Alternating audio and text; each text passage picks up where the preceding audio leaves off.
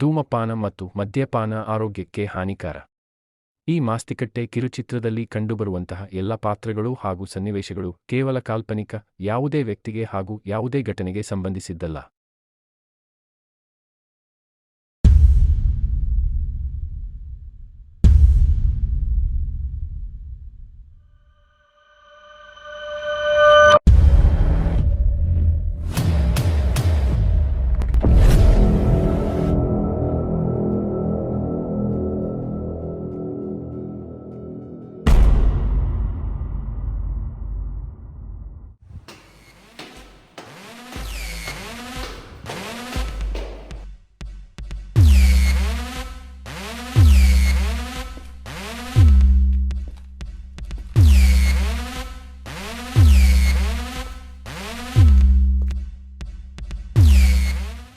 ಏನು ಪ್ರತಾಪ್ ಅವರೇ, ಇಷ್ಟು ಅರ್ಜೆಂಟ್ ಮೀಟಿಂಗ್ ಮಾಡಲು ಏನು ಕಾರಣ? ಸರ್, ನಾವು ಅರ್ಜೆಂಟಾಗಿ ಮೀಟಿಂಗ್ ಮಾಡೋಕ್ಕೆ ಕಾರಣ ಭಗವಾನ್, ಅವನ ರೈಟ್ ಹ್ಯಾಂಡ್ ರಾಣ, ನಾರಾಯಣ, ಓಂ ಶಿವ, ಈ 3 ಜನ ಅವನ ಶಿಷ್ಯಂದರು. ಸರ್, ಭಗವಾನ್ ಇಲ್ಲಿಗಲ್ ದಂಧೆಗಳು, ಗಾಂಜಾ, ಡ್ರಗ್ಸ್, ಗನ್ ಮಾಫಿಯಾ ಇವೆಲ್ಲವನ್ನು ಅವರೇ ನೋಡ್ಕೊಳ್ತಾರೆ. ಸರ್, ಭಗವಾನ್ ಇಲ್ಲಿವರೆಗೆ ಯಾರೂ ನೋಡಿಲ್ಲ, ನೋಡಿದ ಪೊಲೀಸರು ಯಾರೂ ಉಳಿದಿಲ್ಲ. ಇಂಥ ಗ್ಯಾಂಗ್ಸ್ಟರ್ನ ನಾವು ಎನ್ಕೌಂಟರ್ ಮಾಡಲೇಬೇಕು. ಅದು ಸಾಧ್ಯವಿಲ್ಲ.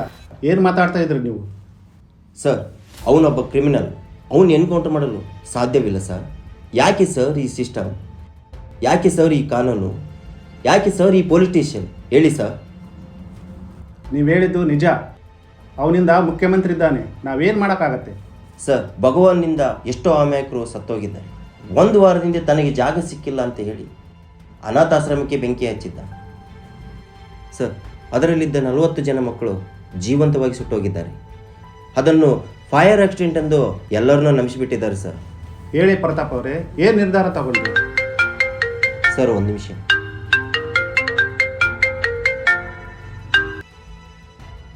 ಹಲೋ, ಯಾರು ಹೇಳಿ? ಸರ್, ಬಿಡ್ಡ ನೋಡ್ದಾಕ್ಯಾರ. ಯಾರು? ಭಗವಾನ್ ಗ್ಯಾಂಗ? ಅಲ್ಲ ಸರ್, ಹೊಸ ಗ್ಯಾಂಗ್, ಜಗ್ಗು ಗ್ಯಾಂಗ್. ಓಹೋ, SS. ಓಕೆ, ಬರ್ತೀನಿ.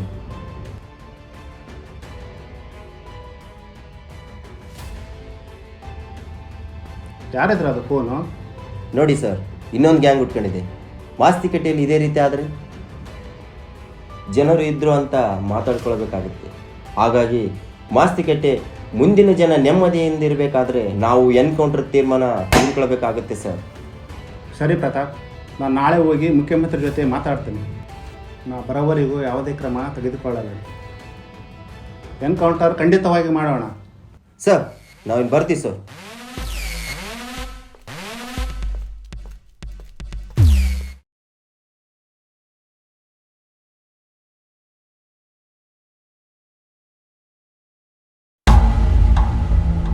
ಸೆಟು, ಇಷ್ಟು ದಿನ ಬಿಟ್ಟಿಗೆ ಎಷ್ಟು ಕೊಡ್ತಿರೋ ನನಗೆ ಗೊತ್ತಿಲ್ಲ. ಭಗವಾನಿಂದ ನಿಮ್ಮ ದಂಧೆಗೆ ಪ್ರಾಬ್ಲಮ್ ಬರಬಾರ್ದಂದ್ರೆ ನಿಮ್ಮ ಲಾಭದಲ್ಲಿ 50% ಕೊಡಬೇಕು. ಅಣ್ಣ, ಅಷ್ಟೊಂದು ಕೊಡೋದಾಗಲ್ಲಣ್ಣ. ಸೆಟು, ಮಾಸ್ತಿಕಟ್ಟೆ ತುಂಬ ರಕ್ತ ನೋಡಿದೆ, ನಿಮ್ಮ ರಕ್ತನೂ ನೋಡಬೇಕಾ? ಅಣ್ಣ ಬೇಡಣ್ಣ, ಸರಿಯಾಗಿ ತಿಂಗಳು ಕೊಡ್ದಣ್ಣ.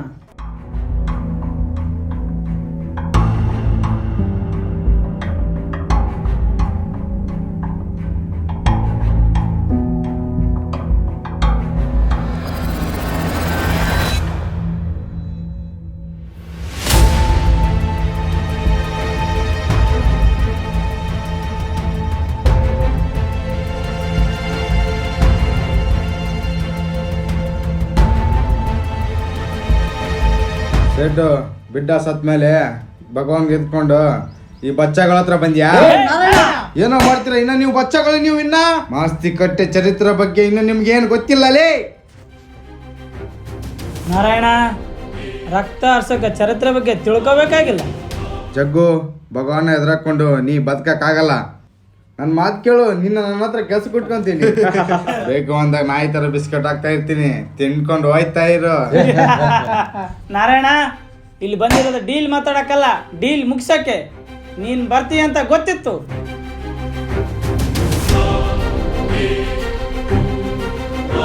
ಆಯ್ದೆಗಳು ಎಲ್ಲಿದಾವ?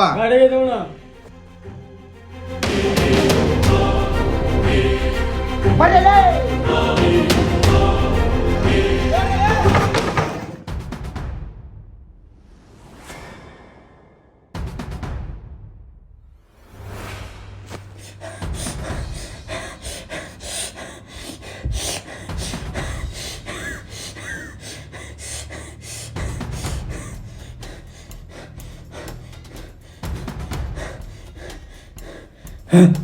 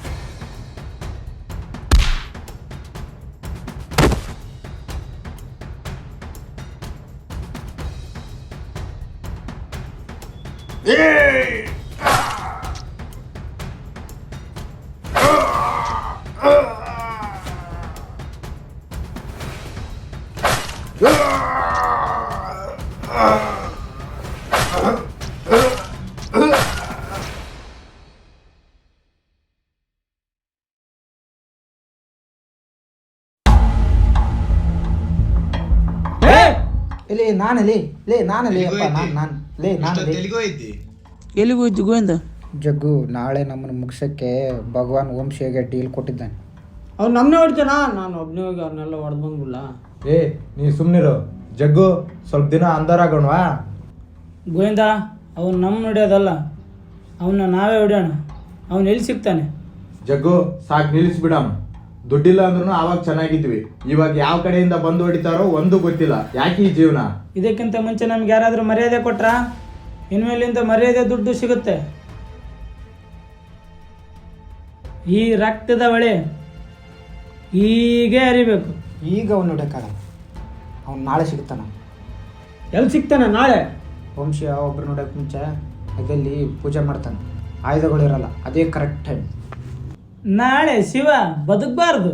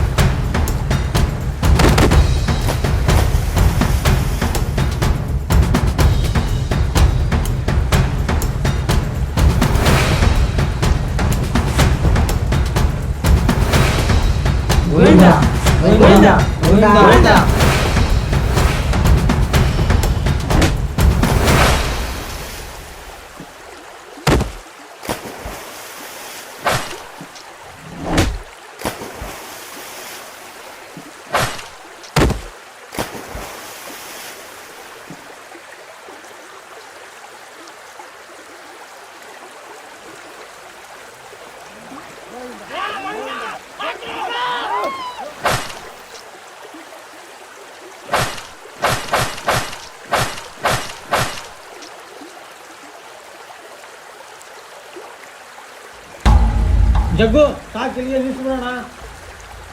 ರಕ್ತ ಮೈಗಂಟು ಬಿಡೈತೆ, ಇವಾಗ ನಿಲ್ಸಕ್ಕಾಗಲ್ಲ. ರಕ್ತದ ಒಳೆನೇ ಹರಿಸ್ಬಿಡೋಕು.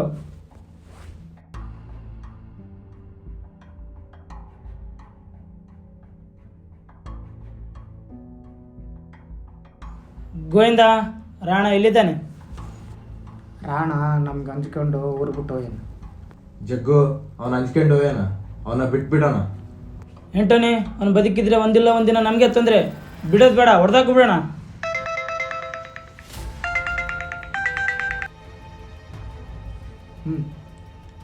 ಸರಿ ಆಯಿತು.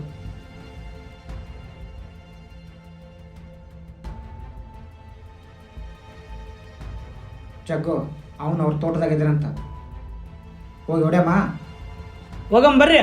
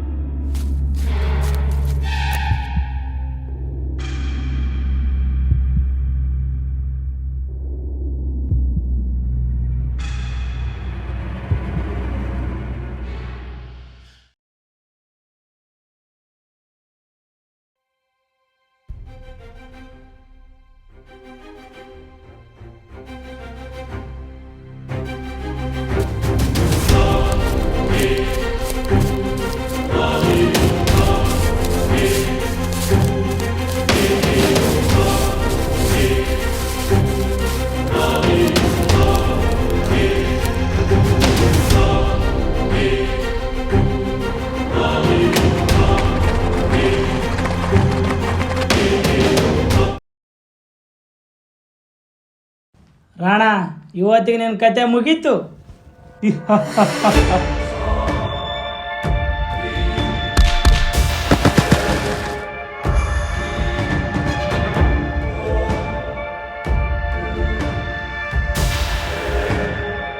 ಲೇ ಬಚ್ಚಗಳ, ರಾಣ ಎದ್ರಕೊಂಡು ಬಚ್ಚಿಟ್ಕೊಂಡಿದ್ದಾನೆ ಅಂತ ಅನ್ಕೊಂಡಿದ್ದೀರಾ? ಮಾಸ್ತಿ ಕಟ್ಟೆಲ್ಲೋ ಕೇಳು, ರಾಣ ಎಷ್ಟು ರಕ್ತದ ಹೊಳೆ ಹರಿಸಿದೆ ಅಂತ ಕೇಳಿ ಹೇಳ್ತಾರೆ. ರಾಣ, ನೀನು ಎದ್ರಕೊಂಡು ಬಂದ್ಗಟ್ಟೆ ನಿನ್ನಿಂದ ಬರೋ ಹುಚ್ಚರ ಅನ್ಕಂಡ. ಗೋವಿಂದ,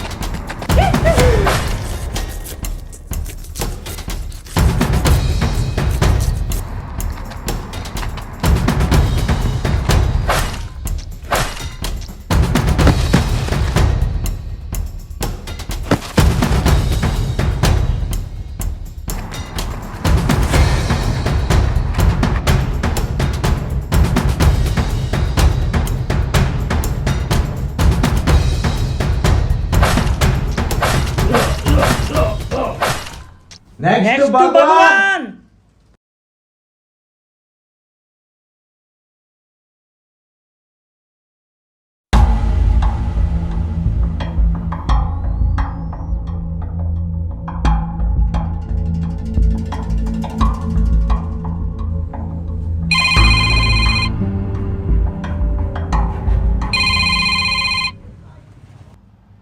ನಿಮ್ಮ ಜೊತೆಲಿರೋ ಆ್ಯಂಟನಿ ಎಲ್ಲಿದ್ದಾನೆ? ಆ್ಯಂಟೋನಿ ಎಲ್ಲಿದ್ದಾನೆ? ಊಟ ತರಕ್ಕೆ ಹೋಗ್ಯಾನ ಅವನು. ಭಗವಾನ್ ಎದುರಾಕೊಂಡ್ರೆ ಯಾರು ಉಳಿಯಲ್ಲ. ನಿಮ್ಮ ಆಂಟೋನಿ ಅನಾಥವಾಗಿ ನದಿಯಲ್ಲಿ ಬಿದ್ದಿದ್ದಾನೆ, ಹೋಗಿ ನೋಡ್ಕೊಂಬನ್ನಿ.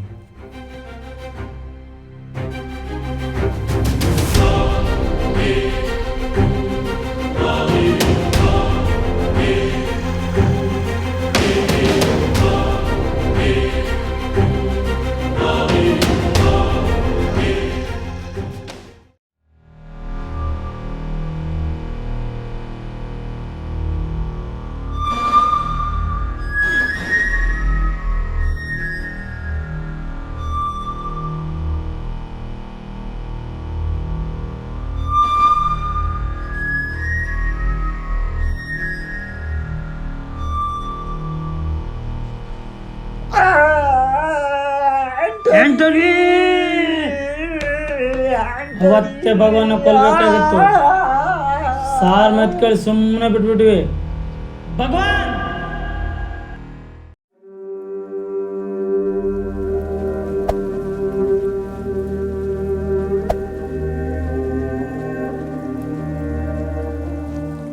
ಇದೆಲ್ಲ ಹೆಂಗೈತಿ? ಮತ್ತು ನೀವೆಲ್ಲರೂ ಮೊನ್ನೆ ಊರಿಗೆ ಕೆಲ್ಸಕ್ಕೆ ಹೋದಾಗ ಓಂ ಶಿವ, ನಾರಾಯಣ, ಭಗವಾನ್ ಇವರೆಲ್ಲರೂ ಸೇರಿ ಇವರೆಲ್ಲರೂ ಬಂದು ನಮ್ಮ ಅನಾಥಾಶ್ರಮದ ಜಾಗ ಕೇಳಿದ್ರು ಕಾಂಪ್ಲೆಕ್ಸ್ ಕಟ್ಟಕ್ಕೆ. ಅದಕ್ಕೆ ಸಾರ್ ಕೊಡಲ್ಲ ಅಂದರು. ಅನಾಥಾಶ್ರಮ ನನ್ನ ಕಣ್ಣು ಮುಂದೆನೇ ಸುಟ್ಟಾಕ್ಬಿಟ್ರು ಕಣ್ರು. 40 ಜನ ಅನಾಥ ಮಕ್ಕಳು ಕಂಡ್ರು. ನನ್ನ ಕಣ್ಣು ಮುಂದೆನೇ ಸುಟ್ಟಾಕ್ಬಿಟ್ರು. ನನ್ನ ಕೈಲಿ ಏನು ಮಾಡೋಕ್ಕಾಗಲ್ಲ. ಕ್ಷಮಿಸ್ಬಿಡ್ರು, ನನ್ನ ಕ್ಷಮಿಸ್ಬಿಡ್ರು. ಭಗವಾನ್ ಮತ್ತು ಅವ್ರ ಸುತ್ತಮುತ್ತ ಇರೋರ್ನ ಯಾರನ್ನೂ ಬಿಟ್ಟೋದು ಬೇಡ. ಮಸ್ತಿ ಕಟ್ಟಿಲ್ಲ, ಅವ್ರು ಏನು ಮಾಡೋಕ್ಕಾಗಲ್ಲ ಕಣ್ರು. ಈ ಭೂಮಿ ಮೇಲೆ ಒಂದು ಅವರಾದ್ರೂ ಇರ್ಬೇಕಿಲ್ಲ, ನಾವಾದ್ರೂ ಇರ್ಬೇಕು. ಗೋವಿಂದ ನಡಿ.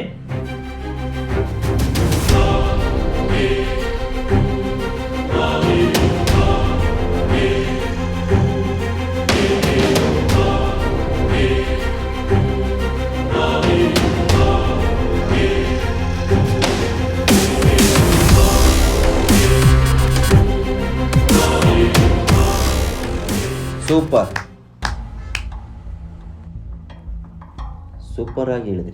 ಒಂದು ಅವರಿರಬೇಕು, ಇಲ್ಲ ನೀವಿರಬೇಕು.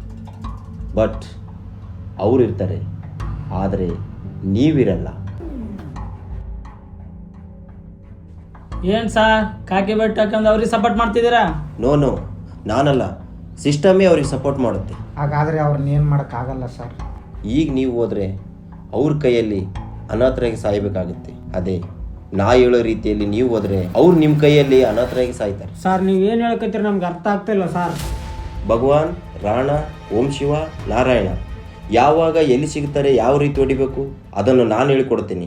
ಅವಾಗ ಅವ್ರನ್ನ ನೀವು ಹೊಡಿರಿ. ನಿಮ್ಮ ಮೇಲೆ ಯಾವ ರೀತಿ ಕೇಸ್ ಬರ್ದಂಗೆ ನಾನು ನೋಡ್ಕೊತೀನಿ, ಸರಿನಾ?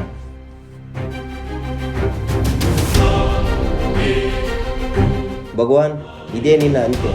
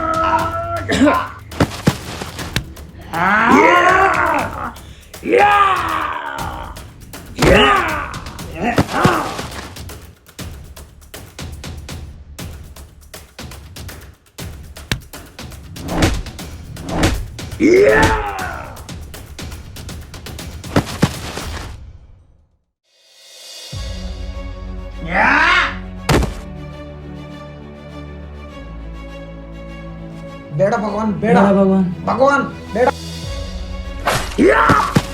Rama Rama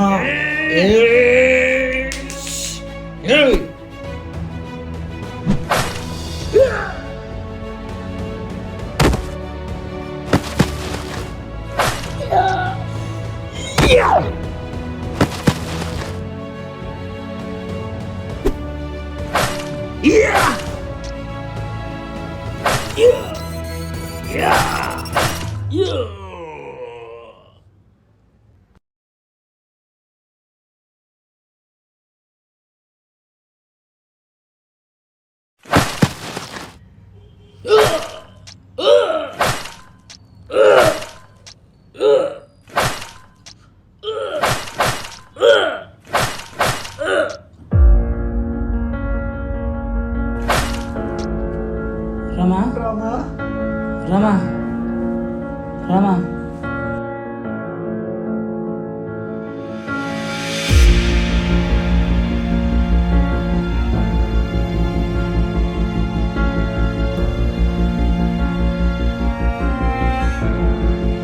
well done boys, well done. ನಾ ಹೇಳಿದ ರೀತಿ ಮಾಡಿದಕ್ಕೆ ಮುಂದೆ ಏನು ಮಾಡ್ಬೇಕು ಅಂದ್ಕೊಂಡಿದ್ದೀರಾ? ಸರ್ ನಮ್ಮ ಜೊತೆ ಯಾರೂ ಇಲ್ಲ. ನನಗೆ ಇವನು, ಇವನಿಗೆ ನಾನು. ಮುಂದೆ ಏನು ಮಾಡ್ಬೇಕು ನೀವು ಹೇಳಿ ಸರ್. ಸ್ವಲ್ಪ ದಿನ ಯಾರಿಗೂ ಕಾಣಿಸ್ಕೊಳ್ಬೇಡಿ. ಅಷ್ಟೊತ್ತಿಗೆ ಈ ಕೇಸನ್ನ ಕ್ಲೋಸ್ ಮಾಡ್ತೀನಿ. ಆಮೇಲೆ ನಾನೇ ಬಂದು ಭೇಟಿ ಆಗ್ತೀನಿ. ಸರಿ ಸರ್. ಸರಿ ಸರ್ ನಾವು ಹೋಗ್ತೀವಿ.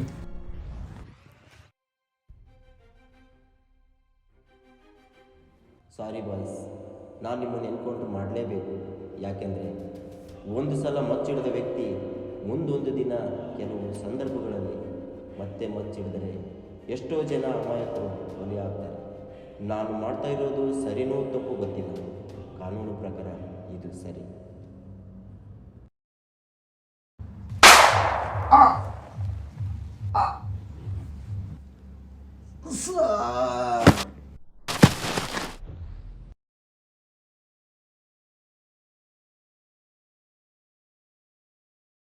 ನಂಬಿದ್ವಲ್ಲ ಸರ್. ಸಾರಿ ಬಾಯ್ಸ್.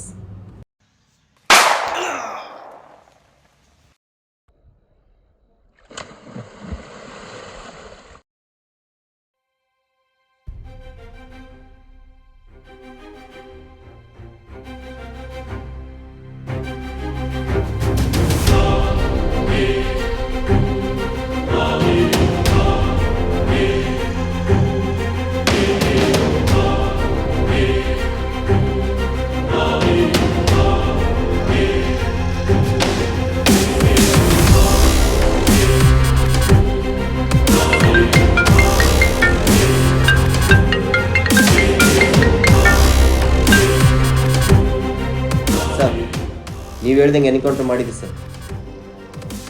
Okay sir.